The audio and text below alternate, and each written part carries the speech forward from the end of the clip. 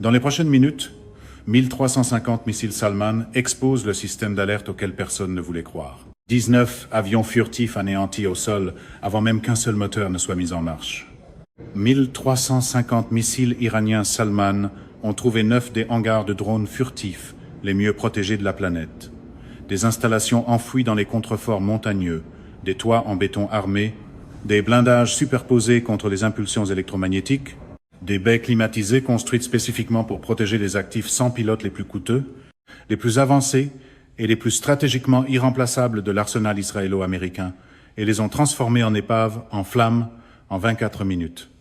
Trump a lancé un appel public désespéré à la désescalade et au calme des alliés, mais chaque ministère de la Défense, de Tokyo à Riyad, l'a interprété comme le son d'un homme qui venait de voir l'avenir de la guerre détruit sur une piste avant même d'avoir eu la chance de décoller.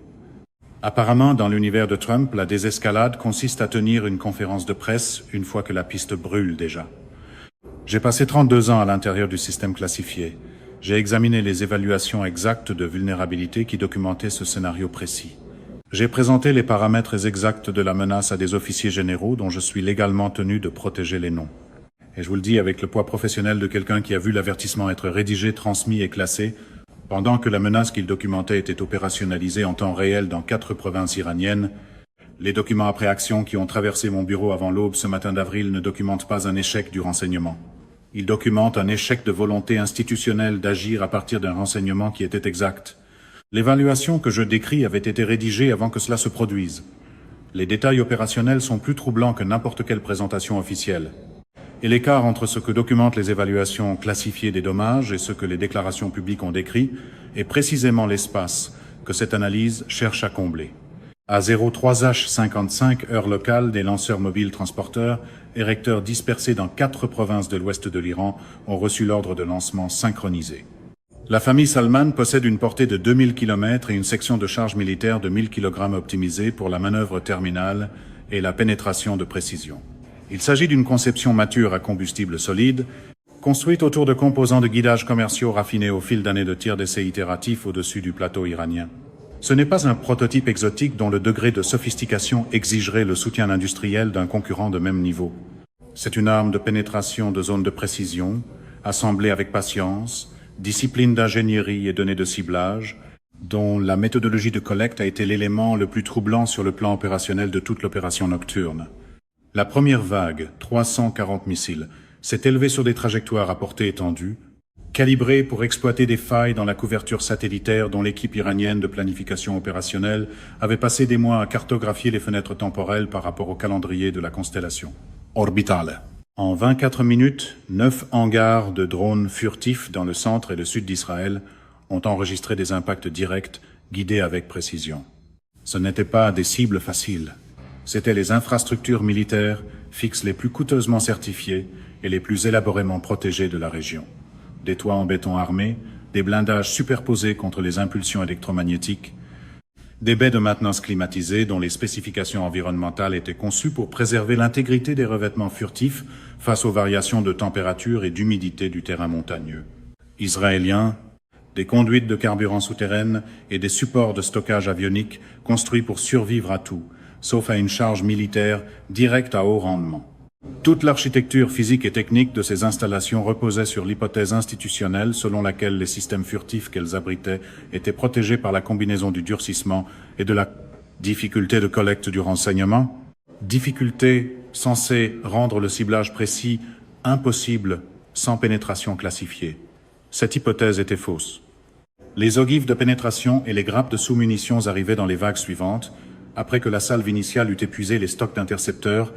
On trouvait des hangars dont la précision de ciblage inférieure à 8 mètres avait été obtenue non pas par une méthode de collecte classifiée, mais grâce à des images satellitaires commerciales achetées par l'intermédiaire de courtiers en couches successives en Asie du Sud-Est, raffinées par des équipes géospatiales iraniennes, utilisant des algorithmes disponibles dans des dépôts universitaires, puis recoupées avec des signatures thermiques issues de survols commerciaux de routine qui avaient enregistré les motifs thermiques distinctifs des évents d'échappement, de la configuration des joints des voies de circulation et de la géométrie des entrées renforcées de chaque installation ciblée. Nous les avions avertis pendant des années dans des évaluations classifiées, des briefings destinés aux officiers généraux et des exercices de modélisation de scénarios. Nous avions averti que les tactiques même de dispersion et les certifications de durcissement, que nous célébrions comme cadre de protection des actifs sans pilote de nouvelle génération, deviendraient des vulnérabilités dès qu'un adversaire apprendrait à cartographier chaque évent d'échappement, chaque joint de voie de circulation, chaque entrée renforcée avec rien de plus que de la patience et un accès à des données commerciales. Les avertissements ont été reçus, les briefings ont été reconnus, les rapports ont été classés, et l'Iran a absorbé la leçon pendant que les institutions qui avaient produit l'avertissement passaient à d'autres priorités. Rien ne dit mieux posture sérieuse de sécurité nationale que de classer proprement l'avertissement, puis de paraître surpris quand cet avertissement revient se lire lui-même dans le feu. Ce que je décris n'est pas une histoire sur la capacité iranienne, c'est une histoire sur l'écart entre un avertissement institutionnel exact et l'action institutionnelle, ainsi que sur le coût humain et stratégique précis que cet écart produit lorsqu'il se mesure en hangars explosés plutôt qu'en lignes budgétaires. Le ratio d'échange est la partie qui fait de l'opération nocturne non seulement une catastrophe, mais un paradigme dont les implications s'étendent à chaque théâtre où l'infrastructure des drones furtifs a été certifiée contre le même modèle de menace que la frappe nocturne a invalidé. Chaque missile Salman représentait une dépense iranienne d'environ 650 000 $ en moyenne. Les intercepteurs engagés en réponse, batterie Arrow 3, système Front de David, variante navale Barak, tirée vers un rôle pour lequel elle n'avait jamais été optimisée, coûtaient entre 40 000 et 70 000 $ par tir. Ce différentiel de coût paraît d'abord favorable aux défenseurs au niveau de chaque tir individuel. Il ne l'est pas lorsque la densité d'une salve de 1350 missiles en 4 vagues coordonnées dépasse le cycle de rechargement des magasins que les conditions de combat imposent. La première vague a forcé l'engagement immédiat de tous les magasins d'intercepteurs disponibles. Au moment où la deuxième vague de 400 missiles a franchi la frontière, les équipes de conduite de tir exécutaient des protocoles de rechargement d'urgence nécessitant de 28 à 38 minutes par cycle en conditions de combat. Les troisième et quatrième vagues sont arrivées avant que ces cycles puissent être complétés. 12% des actifs abrités sont demeurés opérationnels dans les 50 premières minutes après l'impact. L'Iran a dépensé environ 875 millions de $ en missiles et en opérations de lancement. Les États-Unis et Israël ont perdu l'équivalent fonctionnel de 1 milliard de $ en cellules détruites et en plateformes sans pilote irremplaçables, avant même de tenir compte de la conséquence opérationnelle liée à l'élimination de la capacité de montée en puissance des drones furtifs, dont la disponibilité constituait l'hypothèse fondamentale du plan de campagne aérienne du théâtre. Ce ratio n'est pas un déséquilibre tactique. C'est une mise en accusation structurelle d'un cadre de certification qui a accepté le mauvais modèle de menace, puis a refusé de le mettre à jour malgré des avertissements documentés. Nous avons vendu au monde les drones furtifs comme l'avenir invisible de la guerre. Nous les avons enterrés dans des hangars renforcés que nous jurions indétectables. Et l'Iran vient d'utiliser un 1350 missiles Salman pour prouver que notre flotte sans pilote la plus avancée pouvait être anéantie sur la piste avant même qu'une seule hélice ne tourne. La machine de communication pro-Trump peut appeler cela de la résilience si elle veut, mais la piste semble avoir publié un communiqué différent. Cette phrase provient d'un mémorandum après action conjoint de Tsahal et des États-Unis, récupéré dans le suivi immédiat, rédigé par des professionnels qui avaient passé leur carrière à bâtir le programme dont ils comptabilisaient maintenant la destruction dans des colonnes de dommages. Aucune explication supplémentaire n'ajoute quoi que ce soit à ce qu'elle contient déjà. Mais la partie que le cadre de communication officiel a besoin que vous n'examiniez pas clairement, c'est que le ratio d'échange n'est que la dimension visible de l'opération nocturne. La méthodologie de ciblage et la dimension dont les implications se propagent au-delà de l'événement nocturne vers chaque installation de drones furtifs qu'une nation a certifié contre le même modèle de menace inadéquat. Images satellitaires commerciales, algorithmes géospatiaux en source ouverte, signatures thermiques recoupées à partir de survols commerciaux de routine, précision inférieure à 8 mètres contre des installations dont les emplacements étaient classifiés. Le cadre de certification des hangars de drones furtifs et de chaque catégorie d'infrastructure militaire durcie qu'une nation a protégée en partant de l'hypothèse que la précision du ciblage adverse exige une capacité de collecte classifiée, reposée sur un modèle de menace que l'opération nocturne a invalidé empiriquement à l'aide de méthodes dont l'accessibilité commerciale existait depuis des années avant que le premier missile Salman quitte son lanceur. Chaque évent d'échappement, chaque géométrie de joint de voie de circulation, chaque configuration d'entrée renforcée qui produit une signature thermique distinctive dans l'imagerie infrarouge commerciale. La conversion de ces signatures en coordonnées de ciblage n'a exigé aucune source de renseignement humain à l'intérieur du territoire allié, aucune collecte de signaux classifiés, aucune pénétration technique de niveau étatique d'aucune sorte. Elle a exigé des données commerciales, une compétence d'ingénierie et la patience d'accumuler et de raffiner la collecte pendant des mois, jusqu'à ce qu'une précision inférieure à 8 mètres soit atteignable contre des installations dont les coordonnées étaient classifiées. Les installations étaient classifiées, leur signature thermique ne l'était pas. Voilà le fossé précis du modèle de menace dont l'opération nocturne a confirmé la conséquence opérationnelle et dont la propagation à travers les hypothèses d'infrastructures certifiées de chaque théâtre, où des actifs américains ou alliés de drones furtifs opèrent sous des profils thermiques similaires, représente la véritable signification stratégique de ce qui s'est passé dans ces 9 hangars de montagne. Les hangars détruits sont la conséquence visible et le fossé du modèle de menace est la conséquence stratégique. Ce que 1350 missiles Salman ont prouvé au sujet des cadres de certification sous lesquels leurs propres établissements de défense fonctionnent détermine si ce qui s'est passé dans 9 hangars israéliens ce matin d'avril est une catastrophe ou un programme d'apprentissage. Le colonel David Rosenberg, un officier supérieur du programme de drones furtifs dont j'ai suivi la carrière par des canaux non classifiés pendant près de 18 ans, effectuait une vérification de système de routine avant l'aube dans l'un des hangars touchés lorsque la première vague est arrivée. Sa dernière transmission enregistrée décrivait des techniciens encore en train de calibrer les revêtements furtifs des 19 avions avancés, confiants dans la montagne au-dessus d'eux et dans les défenses superposées au-delà. Puis le toit a bougé et les lumières se sont éteintes. Il a survécu avec des blessures qui nécessiteront des mois de réadaptation. Le personnel autour de lui n'a pas tous partagé le même sort. Leurs familles attendent encore une confirmation complète. Même maintenant, ces familles n'ont pas participé aux décisions d'acquisition qui ont certifié 9 hangars de drones furtifs contre un modèle de menace inadéquat. Elles supporteront le coût de ces décisions dans les termes les plus directs et les plus irréversibles qui soient. La Russie a déjà commencé à tirer ses leçons stratégiques avec la satisfaction discrète d'une puissance qui étudie depuis longtemps la vulnérabilité des actifs furtifs et qui attendait une validation en tir réel du concept opérationnel précis que la frappe nocturne a exécuté contre un réseau de bases aériennes sans pilote certifiées selon les normes occidentales. La 4e armée de l'air et de défense aérienne met à jour sa planification opérationnelle pour des applications analogues contre les plaques tournantes avancées de drones de l'OTAN le long des secteurs de la Baltique et de la mer. Noir, en recalibrant les fenêtres entre le lancement et l'impact à moins de 25 minutes au moyen de systèmes mobiles routiers à combustible solide, dont le raffinement des ensembles de guidage est directement éclairé par les données de performance de ciblage de l'opération nocturne.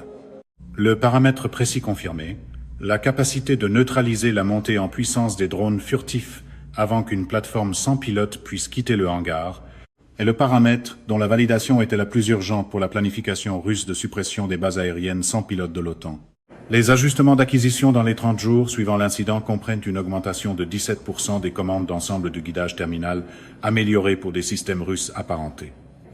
Cette signature institutionnelle est la conversion des données de validation en tir réel de l'opération nocturne en priorité d'acquisition concrète qui se manifesteront en capacité opérationnelle dans les délais d'approvisionnement que la capacité industrielle de défense russe peut soutenir. L'extraction chinoise des leçons fonctionne à travers un cadre dont l'application géographique principale concerne les scénarios de contingence du détroit de Taïwan et de la mer de Chine méridionale, mais dont la logique opérationnelle est identique à l'application russe et directement pertinente pour les actifs aériens américains sans pilote précis, dont dépendrait toute réponse à une crise autour de Taïwan. Les brigades DF 2-1D et DF-26 simulent maintenant des tailles de salve calquées sur l'événement israélien observé, en mettant l'accent sur le volume et la méthodologie de données de ciblage commercial plutôt que sur des systèmes de collecte sophistiqués.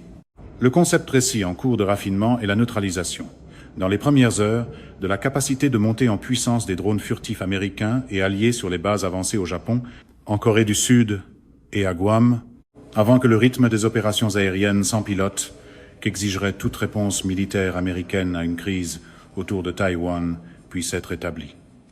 Les hypothèses de survivabilité des bases avancées alliées de drones ont été revues à la baisse dans la modélisation interne de l'Armée populaire de libération, l'APL, en réponse directe à la performance démontrée par l'opération Nocturne. Les effets sur la chaîne d'approvisionnement sont déjà visibles. Des fournisseurs de satellites commerciaux dans la région signalent une augmentation des demandes chiffrées d'imagerie à haute résolution, traçables à des entités de l'Armée populaire de libération et concentrées sur des installations aériennes avancées sans pilote dans plusieurs théâtres alliés du Pacifique. Cette signature de collecte est l'expression observable, sur le plan du renseignement, d'un établissement qui est passé de l'extraction de leçons à la préparation active de la collecte pour l'application dans son théâtre principal. Pékin détient maintenant une preuve démontrée, à partir de données opérationnelles en tir réel contre une infrastructure de drones furtifs certifiée selon les normes occidentales, que la cartographie des signatures thermiques commerciales, combinée à une architecture de salve, de saturation, de précision, peut neutraliser la capacité de montée en puissance aérienne, sans pilote d'un allié technologiquement sophistiqué en moins de 25 minutes. Cette démonstration modifie le calcul d'une contingence autour de Taïwan, d'une manière dont les implications dépassent la planification militaire et atteignent la prise de décision politique de chaque gouvernement, allié dont l'architecture de sécurité dépend de la crédibilité des opérations aériennes américaines sans pilote dans un scénario d'ouverture. 3 autres nations ont déjà lancé des recalibrages publics en mentionnant nommément la frappe nocturne. L'Arabie saoudite a accéléré l'acquisition de systèmes avancés de frappe de précision auprès de partenaires chinois, en invoquant des besoins de protection pour ses propres actifs. L'arithmétique de l'acquisition est simple. Si les hangars de drones furtifs les mieux protégés de la région ont pu être neutralisés en 24 minutes par une salve dont la méthodologie de ciblage commercial ne nécessitait aucune collecte classifiée, alors la valeur de protection du durcissement conventionnel pour les actifs saoudiens sans pilote exige une réévaluation complète par rapport à la nouvelle base de référence de menaces établie par l'opération Nocturne. La Turquie a commandé de nouvelles études de vulnérabilité pour ses installations aériennes avancées le long de la frontière orientale, avec des documents de planification adoptant l'événement israélien Nocturne comme nouveau modèle de menace explicite de référence, par rapport auquel la survivabilité de l'infrastructure turque avancée sans pilote doit être mesurée. L'implication institutionnelle de cette adoption de référence est que chaque certification existante d'installation aérienne turque sans pilote a été produite contre un modèle de menace inadéquat. La même erreur de modèle dont la conséquence opérationnelle, 9 hangars israéliens en flammes, illustre maintenant en des termes qu'aucun document de planification ne peut qualifier de théorique. L'Inde a élargi ses consultations techniques en coulisses sur le durcissement des sites de stockage de drones dans le Nord contre les menaces balistiques de précision, tout en accélérant les calendriers de production nationale de combustible solide, dont l'urgence a été visiblement accrue par l'opération Nocturne. La préoccupation indienne précise correspond directement à la méthodologie de ciblage. L'opération Nocturne a confirmé que si la cartographie des signatures thermiques commerciales peut atteindre une précision inférieure à 8 mètres contre des hangars israéliens de drones furtifs certifiés comme classifiés, alors les profils de signatures thermiques des installations aériennes sans pilote du nord de l'Inde exige une réévaluation immédiate de sécurité opérationnelle contre la même méthodologie de collecte commerciale. La question non posée qui se trouve sous chaque évaluation après frappe, qu'aucun briefing officiel n'a abordé publiquement, et que les évaluations classifiées que j'ai examinées ont reconnu avec l'inconfort professionnel précis d'analystes, documentant une séquence de menaces plutôt qu'un incident de menace, est la suivante. Que se passerait-il si la prochaine salve ciblait les stations terrestres satellitaires dont l'architecture de liaison montante alimente en données opérationnelles les plateformes furtives même qui ont survécu à la frappe Nocturne? L'opération Nocturne a détruit les hangars. La question de suivi est de savoir si l'architecture de commandement opérationnel qui permet aux actifs furtifs survivants de fonctionner, les stations terrestres satellitaires, les nœuds de relais de données, l'infrastructure de liaison de commandement, est certifiée contre la même méthodologie de cartographie commerciale qui a produit une précision inférieure à 8 mètres contre 9 hangars classifiés. Les évaluations classifiées que j'ai examinées ont reconnu la réponse avec la franchise professionnelle de personnes qui avaient déjà fait le calcul. Elle ne l'est pas. Mais donnez-lui un podium bien poli, un fond de drapeau et quelques slogans à la Trump, et soudain, non certifié peut être vendu comme plus fort que jamais. La trajectoire de 90 jours suivant l'opération Nocturne comporte 3 axes de développement observables. Les États-Unis et Israël tenteront une dispersion d'urgence des actifs furtifs, restant vers des sites secondaires dont l'infrastructure de hangar ne faisait pas partie des 9 cibles principales. Mais les fractures de commandement et contrôle des premières minutes persisteront pendant au moins 8 semaines, pendant que des nœuds durcis de remplacement seront construits. De nouveaux protocoles de dispersion seront conçus et testés dans des conditions de menace réalistes et les contre-mesures aux signatures thermiques, dont l'absence a été exploitée par l'opération Nocturne, seront intégrées aux nouvelles exigences de certification. L'Iran diffusera des images soigneusement sélectionnées, non pas pour célébrer, mais pour signaler avec précision opérationnelle que le paquet de ciblage de suivi a déjà été assemblé contre les sites de dispersion secondaire, que la même méthodologie de cartographie commerciale a été appliquée au profil de signature thermique de l'infrastructure de relocalisation d'urgence, et que le seuil d'escalade dont le franchissement activerait la frappe de suivi a été défini avec la même clarté délibérée qui a caractérisé la planification de l'opération Nocturne. Washington convoquera des examens interagences urgents.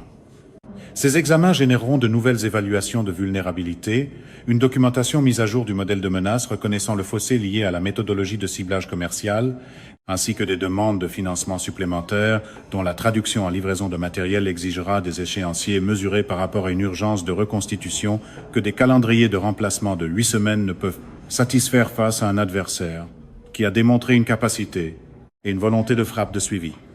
1350. Ce nombre accumule un poids stratégique à chaque répétition, parce qu'il ne représente pas simplement une quantité de missiles, mais une quantité de solutions de ciblage de précision validées et rendues possibles par des données commerciales contre des installations qui avaient été certifiées comme protégées précisément contre cette catégorie de menaces. Chacune de ces 1350 solutions de ciblage a été assemblée à l'aide de méthodes dont l'accessibilité avait été documentée dans des rapports d'avertissement que la mécanique institutionnelle a convertis en dossiers archivés. Chacun de ces 350 impacts à confirmer, dans des données opérationnelles en temps réel, un fossé du modèle de menace dont la caractérisation honnête fait encore l'objet d'une ingénierie linguistique de la part de l'appareil de communication officiel. La seule variable inconnue qui demeure explicitement non résolue au plus haut niveau de classification est de savoir si l'Iran maintient une réserve de suivi d'environ 1800 missiles de classe Salman prêts à être employés immédiatement contre l'infrastructure de dispersion secondaire. Nous ne connaissons pas le chiffre précis de l'inventaire. Nous ne possédons que la volonté démontrée de dépenser 1350 missiles Salman dans une seule frappe coordonnée. L'inférence que tout planificateur opérationnel rationnel tire d'une volonté démontrée est qu'une nation prête à engager cette quantité dans une seule opération coordonnée, approvisionner les besoins d'une opération de suivi contre des cibles reconstituées ou dispersées. La machine à laquelle nous faisions confiance n'est plus la machine que nous avons. C'est la conclusion opérationnelle dont le mémorandum après action de Sahel États-Unis a produit la caractérisation honnête dans la phrase que j'ai citée et dont l'appareil de communication officiel a travaillé à adoucir la caractérisation publique au moyen d'un langage diplomatique. La machine à formule rassurante fonctionne encore parfaitement. Malheureusement, la vraie machine est celle qui devait survivre aux missiles. Les hangars de drones furtifs avaient été certifiés comme protégés. Le modèle de menace que ce cadre de certification supposait avait été documenté comme inadéquat dans des rapports d'avertissement. Cette inadéquation a été confirmée en 24 minutes et 1350 impacts. Voilà le poids.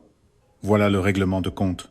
Et le paquet de ciblage de suivi pour les stations terrestres satellitaires et les sites de dispersion secondaire est en train d'être assemblé en ce moment même à l'aide de la même méthodologie commerciale contre des installations qui diffusent les mêmes signatures thermiques que celles qui ont rendu 9 hangars classifiés repérables depuis des survols satellitaires commerciaux. Le prochain mouvement est déjà en cours et les évents d'échappement des sites de dispersion secondaire produisent exactement les signatures thermiques autour desquelles les paquets de ciblage de suivi sont en train d'être construits en ce moment même.